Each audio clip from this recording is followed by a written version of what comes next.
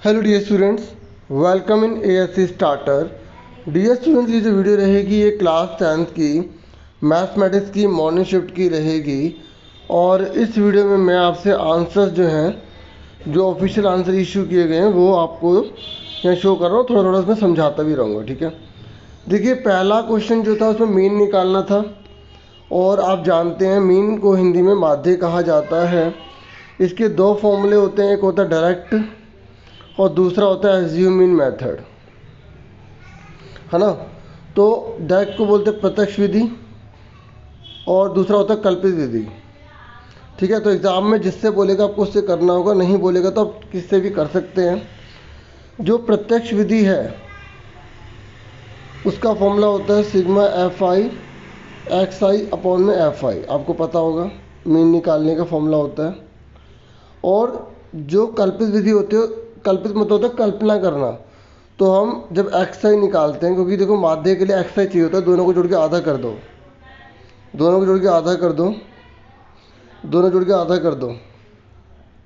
तो जब हमें माध्य चाहिए होता है और हम कल्पित विधि का प्रयोग करते हैं तो हम किसी एक को इनमें से माध्य मान लेते हैं, तो उसी के बेस पर इसे किया जाता है।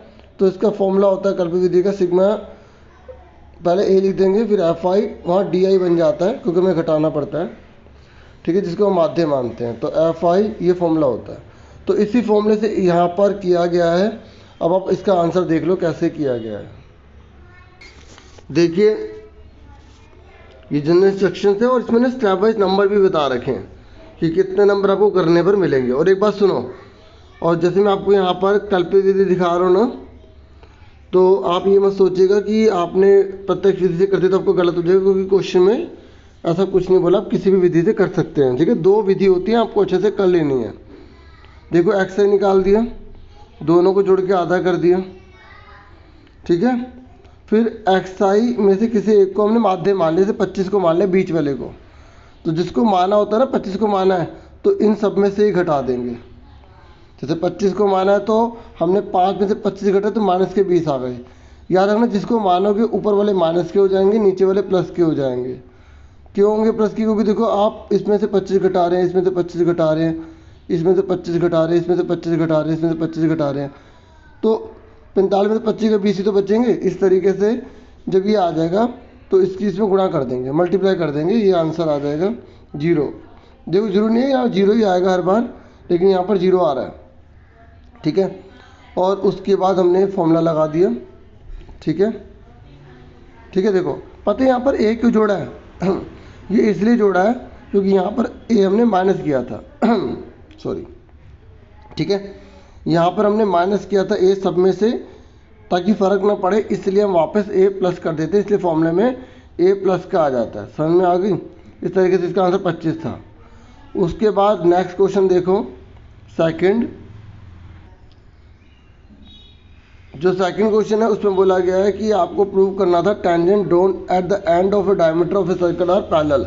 मतलब जैसे सर्कल है, ठीक है, सर्कल के में हमने डायमीटर ये ले लिया, तो इसके एंड पर हमने दो टेंजेंट ड्रॉ कर दी। तो प्रूव करने के लिए बोला है कि ये दोनों के दोनों समांतर होंगी। तो सिंपल सी बात है, आप देखिए ये 90 डिग्री का एंगल होता है, ये 90 डिग्री का होता है। और जब आपको पता होगा जब दो लाइन पैरेलल होती हैं तो अंत एकांतर कोण बराबर होते हैं। तो यहाँ पर रिवर्स कर दो, अंत एकांतर कोण यानी कि अल्टरनेट इंटीरियर एंगल यहाँ पे इक्वल है, ठीक है, इक्वल है, और ये ट्रांसवर्सल है, तो इसलिए ये दोनों लाइन पैरेलल होंगी। उल्टा कर दिया यहाँ पर, ठीक है। तो यहाँ पर रिवर्स ऑर्डर में फॉर्मूला लगाना था। अब इसका आंसर देख लो। देखो सबसे पहले फिगर बना ली, ओके, और हमने लिख दिया कि ओ ए जो है वो परपेंडिकुलर एक्स वाई पर, ठीक है, ऐसी ओ बी जो है वो इस पर होगी, क्योंकि 10.1 थ्योरम इस तरीके से कहती है।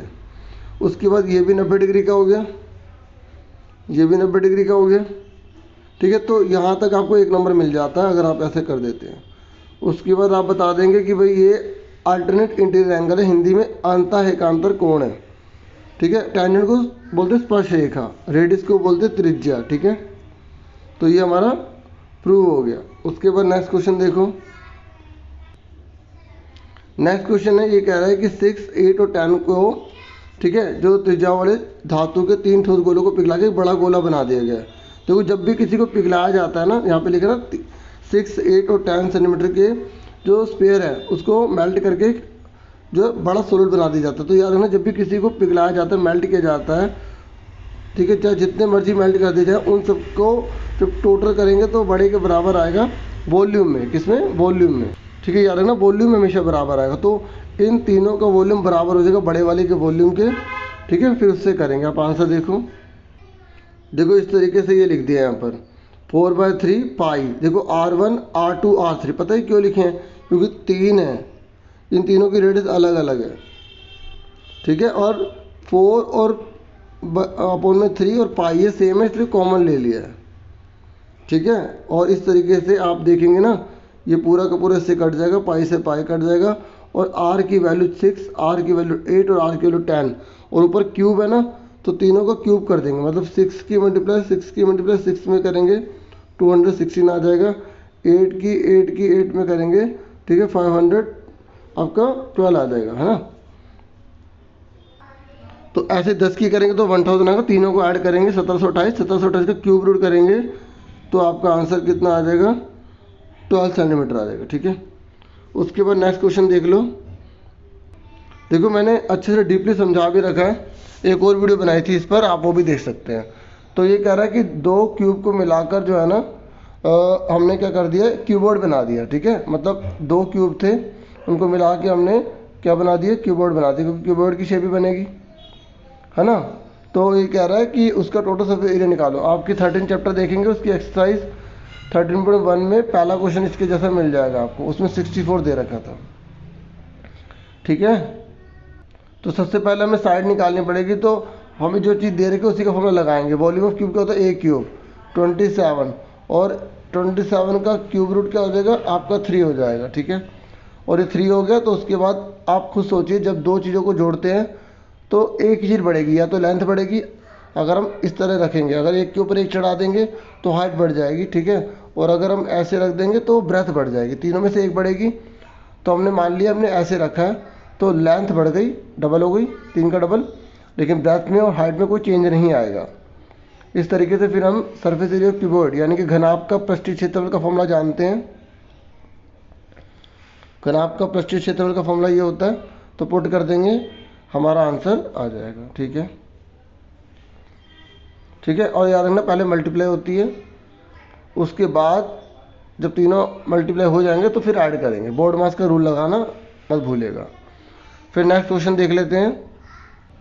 यहाँ 2 थे ना, तीसरे में दोनों में से एक करना था, अब फोर्थ में भी ऐसे ही 2 में से एक करना है। और यहाँ पर आपसे बोला गया कि आपको नेचर बताना है इसके रूट्स का। ठीक है, डिस्क्रिमिनेंट आपको निकालना है, डिस्क्रिमिनेंट मतलब विविक्त कर, मतलब डी निकालना है।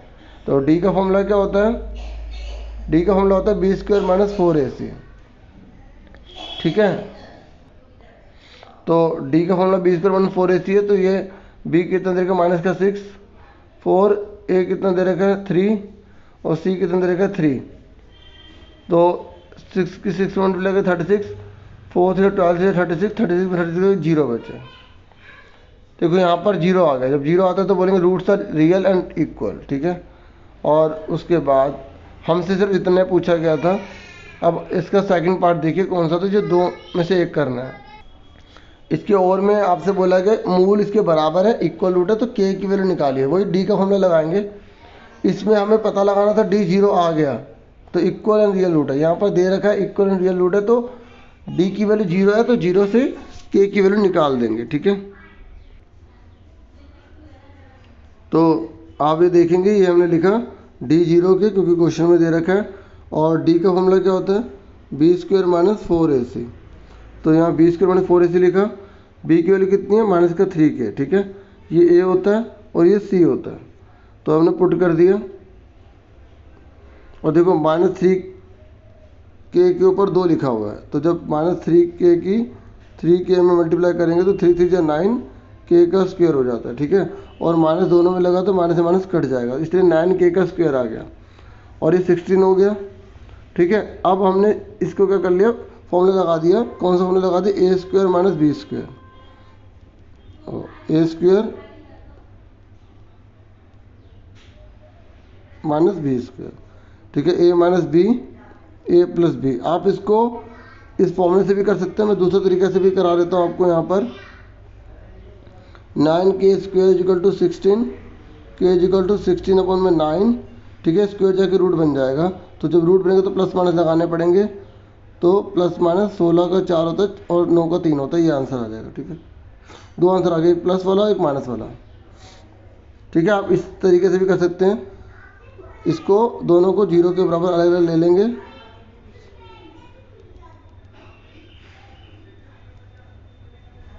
तो 4/3 आ जाएगा। ऐसे इसको भी ले लेंगे तो ये भी 4/3 आ जाएगा माइनस का। करके दिखा देता हूँ, देखो प्लस का 4 जाके माइनस का हो गया और अपॉन में 3 चला गया, ठीक है। तो दोनों आंसर आ गए, जैसे मर्जी आप कर लो, ये करा हुआ है, ठीक है। और ये देखो स्टेप वाइज नंबर भी दे रखे हैं कि किसके कैसे कैसे नंबर मिलेंगे, ठीक है। अब 5वें पर आ जाइए। 5वें में बोला गया है कि आपको 8 टर्म एपी का 37 दे रखा है, 12 टर्म 57 दे रखा है, एपी आपको पता लगानी है। तो जो चीज़ दी होती है उसी का फॉर्मूला हम लगाते हैं, ठीक है। देखिए हमें A8 दे रखा है ना, तो A8 को खोलिए, A + 7D। देखो A8 का फॉर्मूला क्या होता है, A + 7D होता है। ऐसे A12 को खोलेंगे,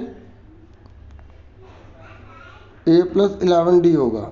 तो इसको हम दोनों को सोल्व कर देंगे, एलिमिनेशन से कर सकते हैं, आप जिस मर्जी मेथड से कर सकते हैं, ठीक है। मैं इसी में बता देता हूँ, जैसे यहाँ पर आप लाइन डालेंगे, प्लस का माइनस प्लस का माइनस प्लस का माइनस, ये कट जाएगा, 11 में से 7 जाएंगे, माइनस के 4D बचेंगे, और 57 में से 37 आपके चले जाएंगे, तो आपको 20 बचेंगे, ठीक है, माइनस के। तो माइनस माइनस कट जाएगा, तो D कितना आ जाएगा, 20/4 कर देंगे, 5 आ जाएगा, ठीक है। समझ में आ गई, ये आपका AP में आंसर आ जाएगा। फिर ऐसे ही आप A भी निकाल लेंगे उसमें पुट करके, तो आपका ये आंसर आ जाएगा।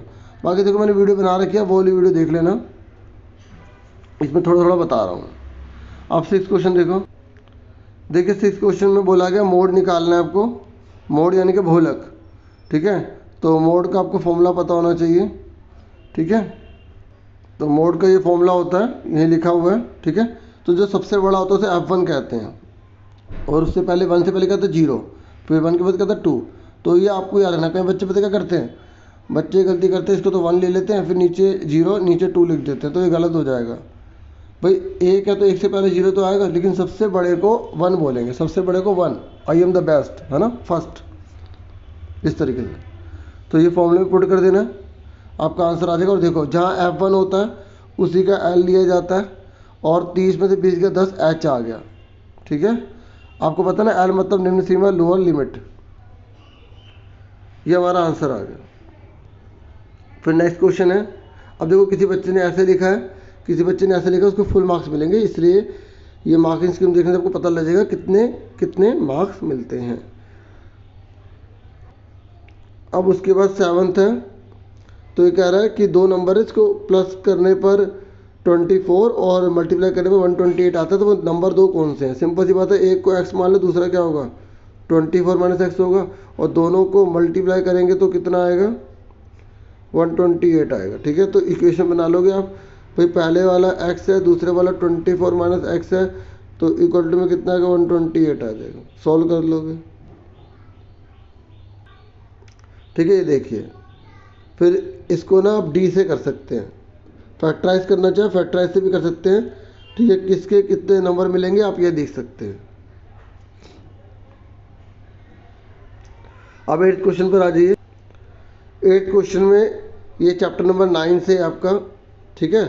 तो चैप्टर नंबर 9 में आपको जैसे पता होना चाहिए कि 90 डिग्री का ट्रायंगल बनता है, और पंडित बद्री प्रसाद हर हर भोले, ठीक है। इस तरीके से फॉर्मूला याद करने का तरीका होता है। साइन अपॉन में साइन थीटा का फॉर्मूला ये वाला होता है, और ये कोस थीटा का होता है, ये टैन थीटा का होता है, ठीक है ना। तो आपको सारे फॉर्मूले अच्छे से पता होना चाहिए, साइन कोस टैन का। इसका आंसर आप देख लो, ठीक है।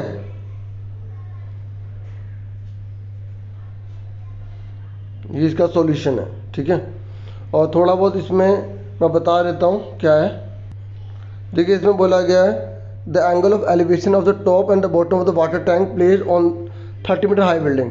देखो 30 मीटर हाई बिल्डिंग है, उसके ऊपर टैंक पड़ा हुआ है, ठीक है, तो उसका एक एंगल बनता है, ठीक है, 30 का, और दूसरा बनता है 45 का, ठीक है। तो ये कह रहा है आपको ये वाटर टैंक की हाइट निकालनी है, तो आपको फिगर बनाने आ गए तो क्वेश्चन आराम से कर लेंगे आप, ठीक है।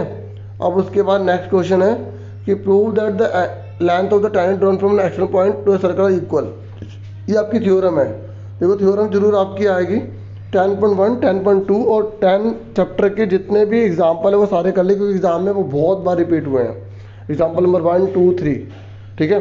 और क्वेश्चन नंबर 9 में तो थ्योरम में मैं आपको थोड़ा सा बता दूँ कैसे करना था, कि ये थ्योरम में बोला गया कि बाहर वाले बिंदु से ये जो टैंजेंट खींची गई है ना, ये दोनों की दोनों इक्वल होती हैं, प्रूव करके दिखाना है, ठीक है। तो हम क्या करेंगे, इसमें हमने ये और ये ज्वाइन कर दिया, इसको मिला दिया, तो ये रेडियस है, ठीक है, और ये लाइन कॉमन आ गई, ये 90-90 डिग्री के होते हैं, तो ये दोनों बराबर हो गए CP/CT से, ठीक है, ठीक है। थ्योरम के लिए ऐसे बताया गया कि भाई अगर बच्चे ने फिगर सही बनाई है, गिवन टू प्रूव कंस्ट्रक्शन, देखो मैंने स्टेप भी बताया था ना, सबसे पहले गिवन लिखना पड़ता है, फिर टू प्रूव, फिर कंस्ट्रक्शन लिखना पड़ता है, ठीक है, तो उसी के बेस पर मार्क्स मिलते हैं। उसके बाद आ जाइए 10th क्वेश्चन, देखिए 10th क्वेश्चन में बोला गया कि जो शुरू के 8 टर्म है ना AP के, उसका टोटल 100 है, और जो शुरू के 19 टर्म है उसका टोटल 551 है, तो आपको उसका A निकालना है और D निकालना है। तो यहाँ से आप दो इक्वेशन बना लेंगे, एक इससे और एक इससे, ठीक है, और फिर दोनों को कंपेयर करके एलिमिनेशन लगा के या सब्स्टिट्यूशन लगा के, मतलब आप प्रतिस्थापन विधि या विलोपन विधि से हल करेंगे। इसका आंसर देखो, देखिए पहले हमने लिख दिया, सम लिखा है, देखो सम लिखा है तो सम का फॉर्मूला लगाना है, तो सम का फॉर्मूला क्या होता है, SN का n/2, अच्छा लिखा ही हुआ है, n/2 2a + n-1d, तो बस दो इक्वेशन बनेगी इससे, इस फॉर्मूले से, ठीक है। तो जैसे ये 8 वाली ये बन गई पुट करके, ठीक है, उसके बाद 19 वाली है ना, तो ये पुट करके बन गई, क्योंकि इस पूरे के लिए 5 दे रखी है, तो ये दो इक्वेशन बन गई। तो अब ये दो इक्वेशन बनेगी, तो इसको आप सॉल्व कर लेंगे, आपका आंसर आ जाएगा D और A, ठीक है, सॉल्व तो आपको आता ही होगा। उसके बाद नेक्स्ट क्वेश्चन देखो कौन सा है, देखिए नेक्स्ट में ना आपको मिडिल टर्म निकालने के लिए बोला है। जब भी आपसे मिडिल टर्म बोल रहा है ना, और वाला है, तो आपको पहले पता लगाना पड़ेगा टोटल कितने जने हैं। जैसे आपको पता लग गया कि आपकी टीम में 11 जने हैं और आपने 11 लाइन से बिठा दिए, तो बिल्कुल बीच में कौन सा जना आएगा, 5 इधर कर दो, 5 इधर कर दो, बीच में छठा वाला आएगा ना, हाँ है ना। इस तरीके से हमें पहले पता लगाना पड़ेगा इसमें कितने टर्म होते हैं।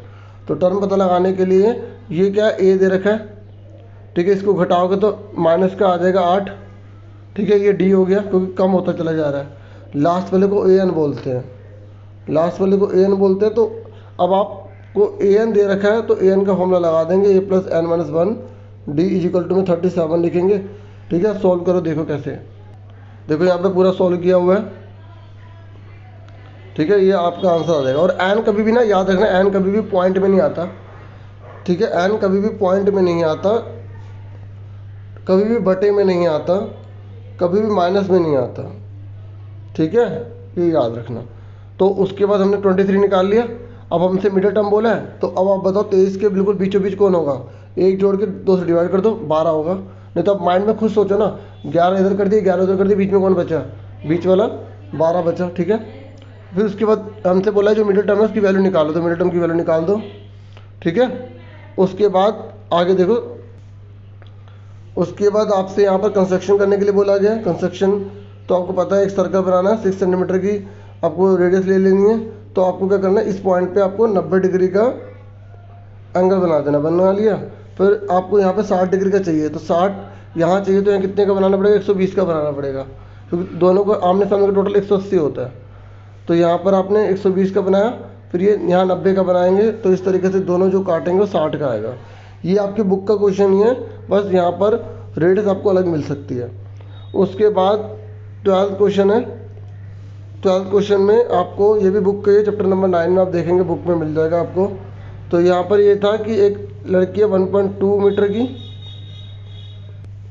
ठीक है, आप देखो ये लड़की है 1.2 मीटर की, और ये पूरा का पूरा बैलून है इस तरीके से, ठीक है। और ये पूरा 88.2 का है, तो 1.2 घटा देंगे तो 87, क्योंकि देखो जहाँ से ट्रायंगल बनता है वहाँ से लेना पड़ता है, कोई लड़की की आँख से देखना है तो केवल हमें ये ट्रायंगल चाहिए, तो हमें ये हाइट चाहिए होती है। याद रखना बच्चे, पूरा 88.2 ही लेते हैं, ऐसा नहीं लेना, क्योंकि उसकी आँख से वो देख रही है। क्वेश्चन पढ़ोगे आपको पता लग जाएगा। तो उसके बाद देखो, एक जब गुब्बारा दूर चला जाएगा तो एंगल घट जाएगा ना, सिंपल सी बात है, जितना पास में होगा उतना एंगल बढ़ जाएगा।